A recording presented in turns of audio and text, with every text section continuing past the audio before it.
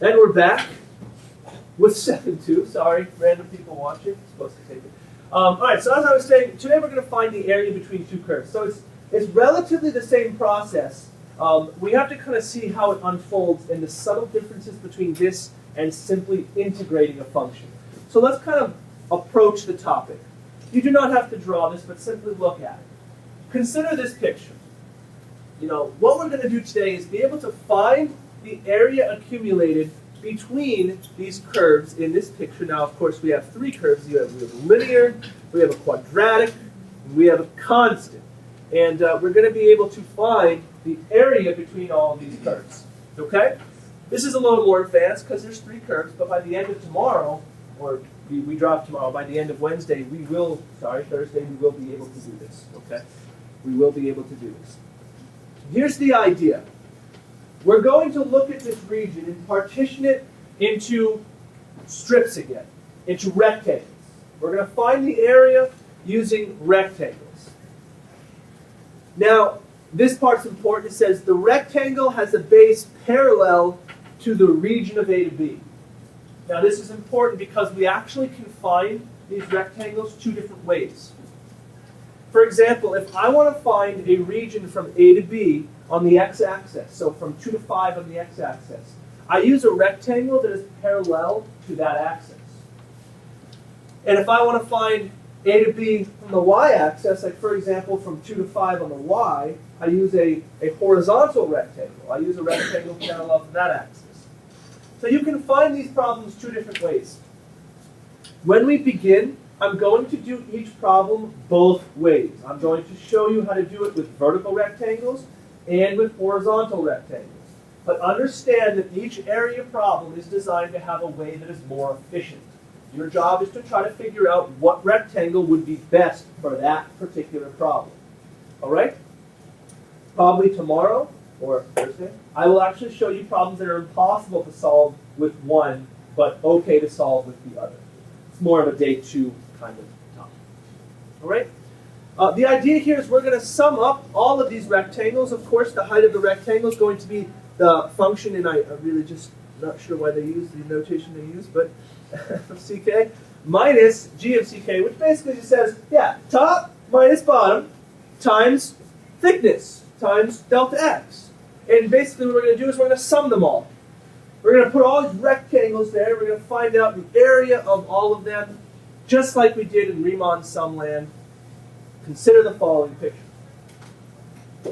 In this picture, the question would be how much area is accumulated between the two curves from A to B. We're going to call the upper curve F, and we're going to call the lower curve G. What we're going to do is we're going to plop some rectangles in there. Plop some rectangles. All right? And then what we're going to do is measure each of the rectangles. And this is how we specifically measure the rectangles as shown in the previous slide. One rectangle will have a thickness of delta x, and will have a height of f of ck minus g of ck. Essentially, top curve minus bottom curve. If this was 5, and this was negative 2, this whole distance right here would be 5 minus negative 2, or 7. That's how you calculate it. But that's not all. We're going to take the limit of these as delta x approaches 0. Delta x, remember, being the thickness of each rectangle. I want to make delta x approach 0. Essentially what that does is it makes the thickness disappear. It makes the rectangles altogether disappear, and it makes a fluid region. This is the same method we used in order to solve for integration back in section 5.3, I think it was, when we first learned how to go from a Riemann sum to an integral. And this is exactly what we do. We take f of x minus g of x, which of course represented the heights. dx is delta x transformed, just like it was with the Riemann sum, and the dx is the delta x. We take the integral from a to b. Keep in mind, notationally, f is supposed to be the curve that's on the top. G is supposed to be the curve that's on the bottom. You can do this two different ways. If you decide you want to use a vertical rectangle, what you do is a top minus bottom scenario where x is your variable. So if you want to use a vertical rectangle, when you solve the integral, you do top function minus bottom function, and x is your variable throughout the entire problem. Your bounds are x. Your variable inside each function is x. Your respect is x. You want to use a vertical rectangle, you use x everything. Or you use a horizontal rectangle. Now a horizontal rectangle is going to be a right minus left situation. Because when you use a horizontal rectangle, you're no longer thinking about one curve on the top, one curve on the bottom. You're thinking about the curves on each side. You've got a right curve on the right, curve on the left. So in the integral, it'll be right minus left function. This would be right minus left. F would be right, G would be left. In a horizontal rectangle, folks, y is your variable. Your bounds are now y. Yes, I said that. Make sure you're careful, because we've been trained to look at x for bounds of integrals. Your bounds are y. The variable inside your integral is y, and your respect is y. How does that affect the solving process? It doesn't. The integral of x is x to the second over 2. The integral of y is y to the second over 2. This does not affect the calculus, just the setup. Just the setup. Okay? One thing that's notable to add, keep in mind, this may come in handy. To be honest, it depends on each problem. This formula could be split up using sum indifference rule to separate integrals. So you could do the integral from a to b of f of x dx minus the integral from a to b of g of x dx. So you can split the formula up into two separate integrals if that helps your calculations. Sometimes that makes it easier to look at. You know, sometimes you have this big function and you'd rather just integrate it in chunks. Or sometimes, you know what, it doesn't matter. I'm just going to integrate it all together. These formulas are equivalent. It doesn't matter which one you decide you want to use. You get the same answer. Okay. In order to introduce this to you, I'd like to do a problem using vertical and horizontal rectangles to show you how to do it each way. And before we do that, I'd like to do a problem that is solvable using the old way of integration. So you'll be able to kind of compare and contrast what we used to do with what we are going to do now. Let's do this problem 3 different ways. Let's do it using old integration, let's do it using a vertical rectangle, and let's do it using a horizontal rectangle. Okay? So, in order to solve this problem, what you need to do is draw a picture. Whenever you're doing an area problem, you should draw a picture. Every area problem. All right? So this particular curve is y equals x squared minus 4. We're going to find the area of it and the x-axis from -2 to 2. Okay, so in order to do this, I'm going to draw a picture. So y equals x squared minus 4 is just a quadratic moved down 4 units. So its vertex lies at 0, -4.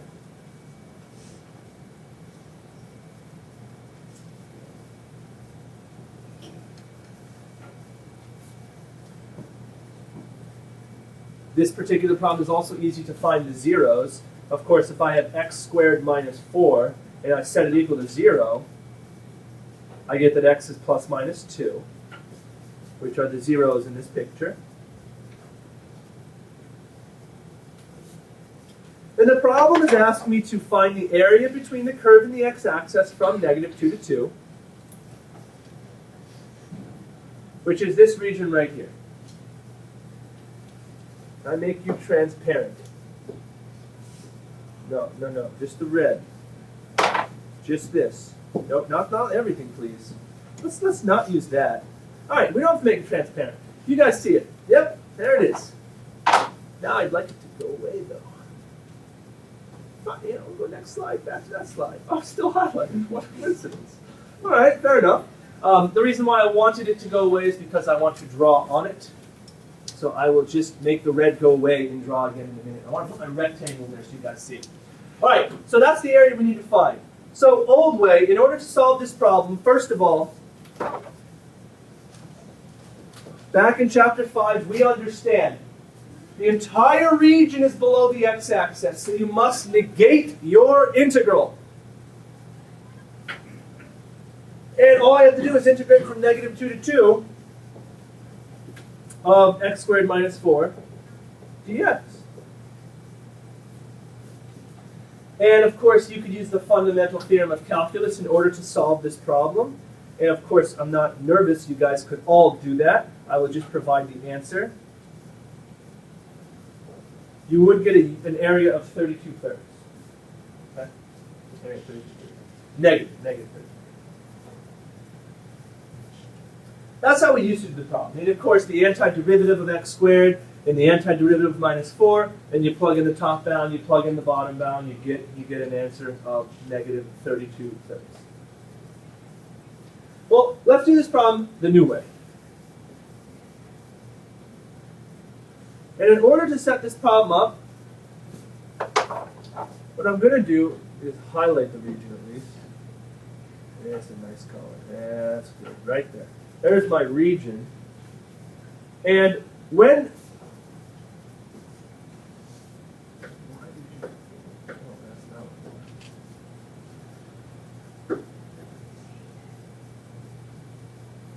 Okay. When you go and solve these problems, you have to pick what rectangle you want. Now, it doesn't really matter. In this particular example, I just chose the top, vertical first, vertical rectangle. When you do an area problem, draw one of the rectangles directly in the region. Draw one of the rectangles. So I'm drawing a vertical rectangle inside my region. Okay? Now, since this is a vertical rectangle, I'm going to use top curve minus bottom curve, and I'm going to use x as my variable. I recommend just kind of writing that down to give yourself a hint every time you do these problems. So I'm going to do top curve minus bottom curve, and I'm going to do x as my variable. Now, my bounds of integration must be x's. I know that's -2 to 2, no problem. So I'm going to do the integral from -2 to 2. Then, I look to my rectangle, and I ask myself, which curve is on the top side of my rectangle? And of course, that's the x-axis. Now, what is the equation of the x-axis? How do you write that as an equation, a function of x? Y equals 0, precisely. So this is y equals 0. So my top curve is y equals 0. My top curve is y equals 0. Minus my bottom curve, of course, is the parabola. Now you have to pay attention. The parabola, I'm using an x rectangle, so I have to use x as a variable. So the variable will be x squared minus 4.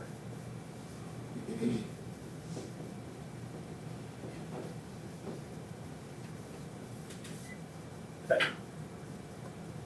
I said you have to pay attention because if the problem were using a y variable, I would need to go to the problem and make sure I get y as a variable. Because currently, the problem has x isolated. The problem has x isolated, so I'm okay. In order to solve this integral now, I do the integral from -2 to 2 of 4 minus x squared dx. Distribute the negative. Why did I put parentheses around that? Because of the formula. The formula says top minus bottom. Okay? And of course, this statement is exactly equal to this statement if I factor out a -1. So you can see if I pull out a negative from the integral and make this x squared minus 4, I have exactly as I did earlier.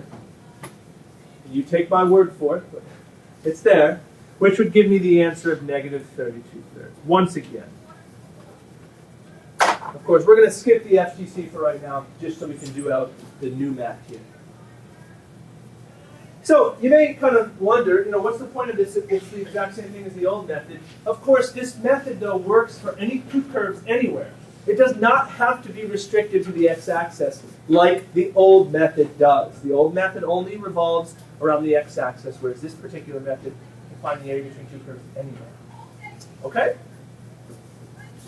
Let us do the same problem again. Same problem using a horizontal rectangle, and let's see how it differs. Let's see how it differs, okay?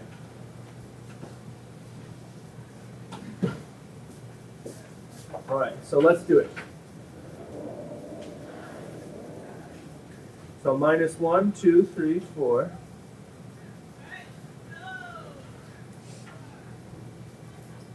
All right, and I've got, of course, this is minus 2, 2. My region here. Okay. In order to use a horizontal rectangle, step 1, draw it.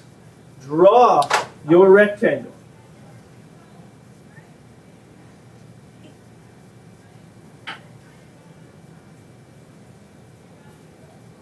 Okay.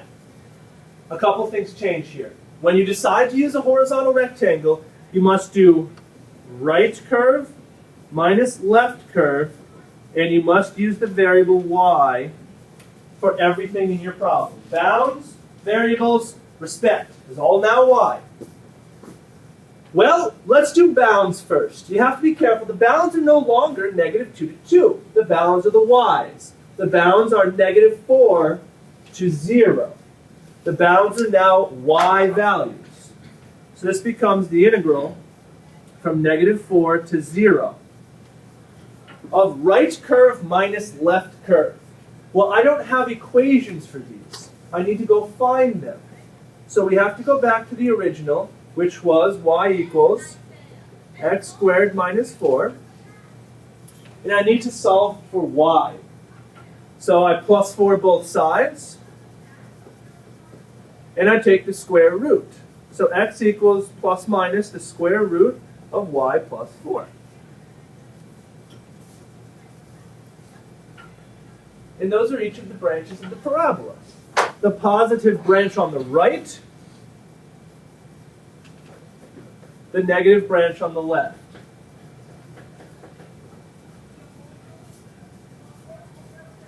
Those are my new functions.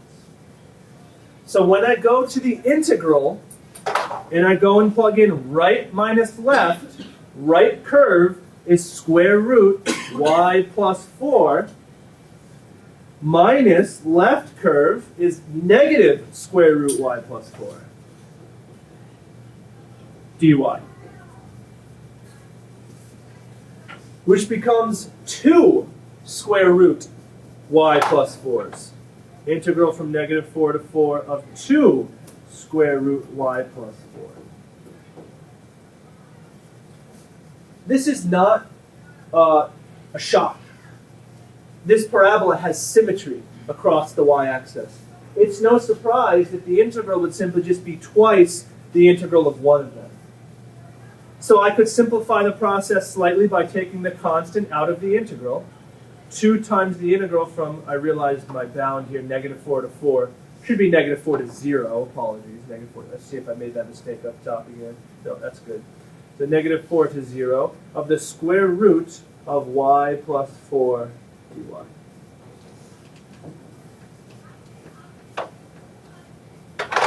And just for time's sake, because I'd like to do more practice with area, why don't we just punch the integral in the calculator, get the answer, and see if it's 32 thirds. See if it's 32 thirds.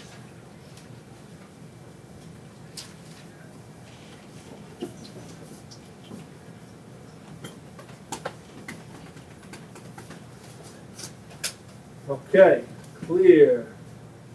Math. Integrate. I believe it's 9. Yes. Negative 4 to 0 of square root x plus 4 dx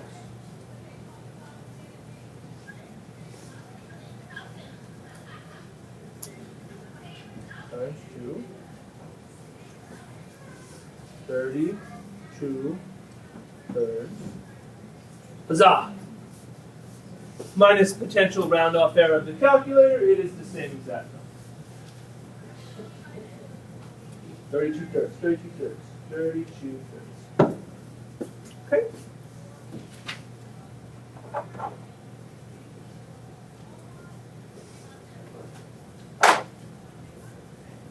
All right. Let's do another problem. Let's do another problem both ways. You good? Okay. Another problem. Find the area of the region bounded by the curves x squared and 2x plus 3, set up using horizontal rectangles and vertical rectangles. All right. Step 1, draw a picture of the curves. The curves are x squared and 2x plus 3, linear, quadratic. Looks like they intersected maybe 9, but we'll solve algebra like this one. Let's see here. X squared equals 2x plus 3. Got to solve for their intersection points in order to make an accurate graph. So we get x squared minus 2x minus 3 equals 0. So let's see how to factor this thing. It would be x, it would be minus 3x plus 1. So the intersection points are 3 and negative 1.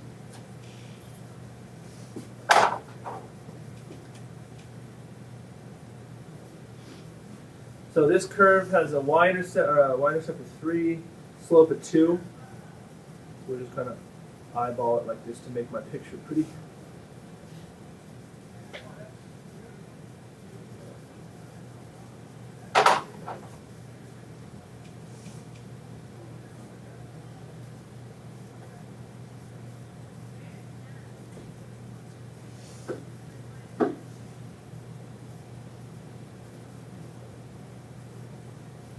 Okay, so this is us. We have two curves. We're finding the area between them.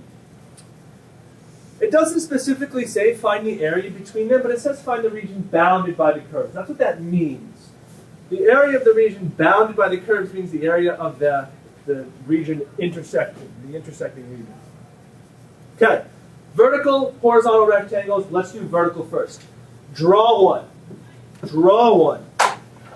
Vertical rectangle. Boom, boom. Okay. In order to solve this problem, all you have to do is set up an integral. This time we're going to do top minus bottom, and we're going to use x as my variable. So it would be the integral from negative 1 to 3. Of top curve is linear, 2x plus 3.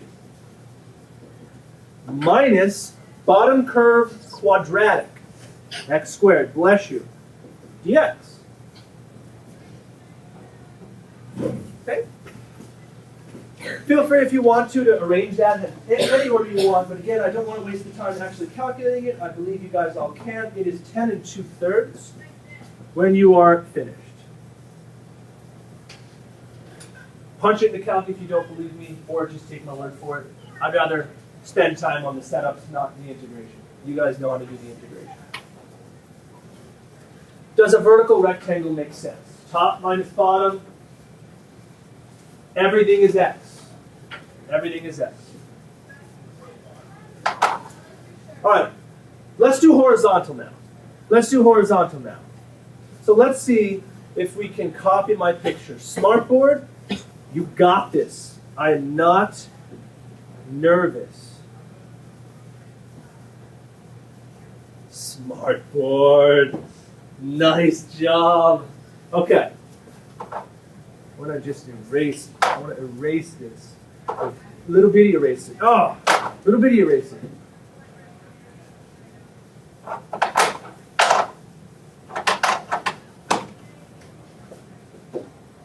Little bitty eraser.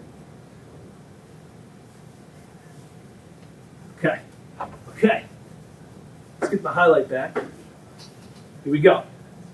I suppose in the time it took me to do that, I could have just drawn another accurate picture. However, we got it. Horizontal rectangle this time is going to be difficult. You may ask yourself, well, why is it going to be difficult? Because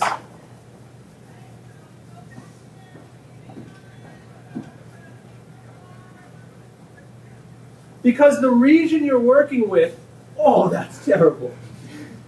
What happened? Because the region you're working with needs to use a right minus left rectangle. Well, here's why that's difficult. It depends where you draw the rectangle, what curve is right and left. For example, if I drew a rectangle up here,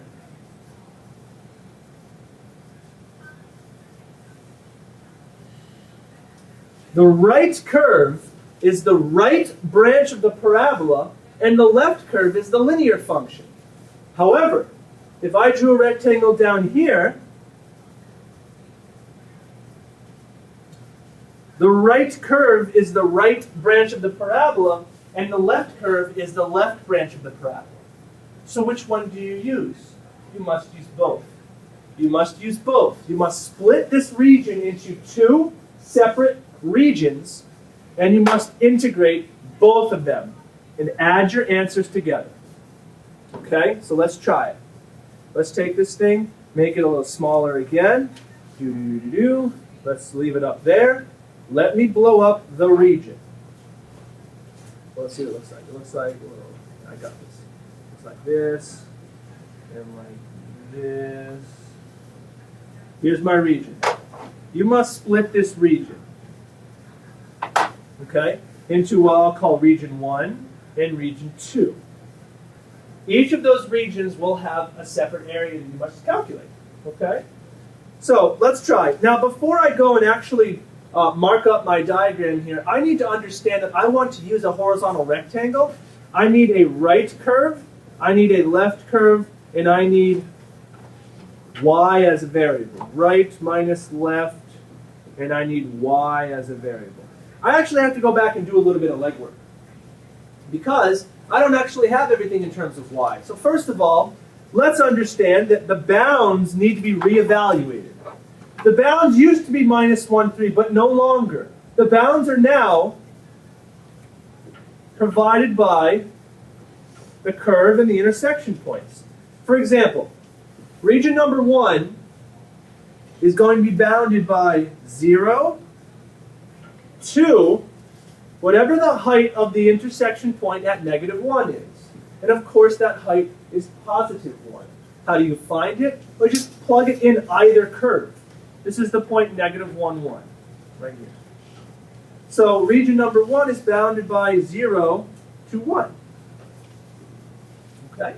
And region number 2 is bounded from 1 to the height of this intersection point, which of course is 3, 9. Just squaring, I'm using x squared as the function, 3, 9. So this intersection point is going to be up here at 9. So my integrals will run from 0 to 1 and 1 to 9. Okay? So let's set them up. I've got integral from 0 to 1, and I need to eventually add the integral from 1 to 9. But that's not all. I haven't yet put my functions in terms of y. Right now they're still in terms of x. So I need to take them and I need to rearrange them. So let us begin with y equals x squared. So y is equal to, or square root of y plus minus is equal to x. And I also have the curve y equals 2x plus 3. And if I minus 3 both sides, I get y minus 3 equals 2x. So x is equal to y minus 3 over 2.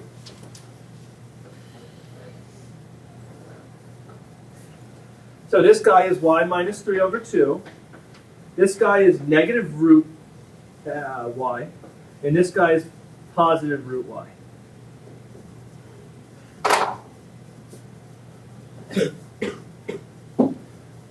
You see what I did? A little rushing just for time's sake, but do you see? I basically split all curves into y equals, or excuse me, x equals in terms of y. And that's what you must do in order to integrate them. Region 1.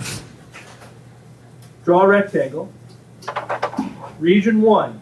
Right curve is positive root y, left curve is negative root y. So region 1 will be right curve minus left curve dy. And region 2 will be right curve, positive root x, minus left curve, that linear guy. Y minus 3 over 2.